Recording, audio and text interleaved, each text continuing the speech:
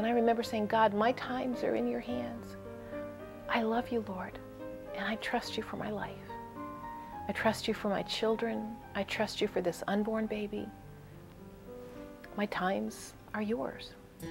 The doctors had no choice but to intervene, and on February 10th, 1995, Joanna Tess Fuller was delivered by cesarean section. And once the doctors had repaired Nina's heart, she awoke 2.5 days later. I had survived, but I didn't know about my baby, and they said that she did survive. And she was born 2 pounds and 11 ounces, but she was a survivor. 10 weeks early, Down syndrome and 2 heart defects, and she was alive. And God had spared both of us. When I held this tiny baby girl for the first time, I was completely in love with her. And all of those fears that I had, any feelings of anger or frustration, were completely wiped away because God had given me new life. This was the baby that I had prayed for. This was my little girl. Tess's first name is Joanna, which means God's gracious gift, a fitting and prophetic name for Nina and Andy's daughter.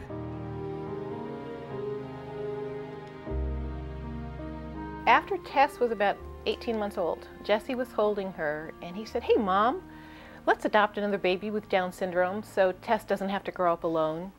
And I said, "Jesse, you know, that's a great idea, but our hands are pretty full."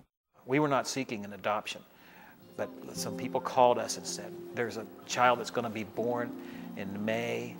Would you be interested?" And bang.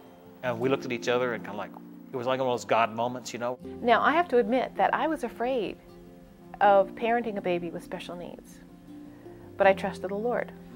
And I'm so glad we did, because we have been blessed over and over and over again. Yeah, I love you.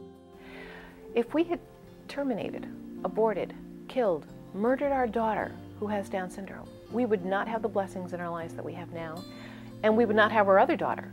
She also would have been terminated, because her birth mom thought initially that her only option was abortion. She was headed, literally, to the appointment to abort her pregnancy. And they stopped, literally, on the road and changed their minds. Turned around and went home and decided that they would choose life for this baby. And that's how I got my second daughter with Down syndrome. It's because her birth parents made the right choice. And they're my heroes. Lord, I love to sing your praises. Paulette Roseborough, here with her oldest daughter, Renetta, also adopted a Down syndrome child, her youngest daughter, Brianna.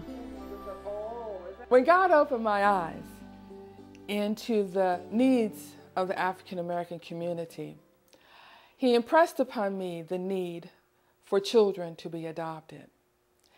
And as I, at first not willingly, but in obedience, went forth in investigating adoption, I realized that there were less opportunities for African American babies with special needs to be adopted.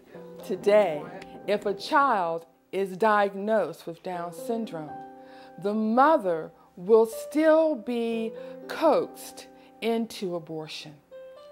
That child is a blessing from the Lord. Brianna has her ministry.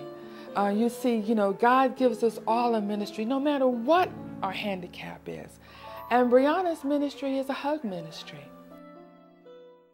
All individuals are created by God with value, and we don't have a right to play God and decide who lives or dies.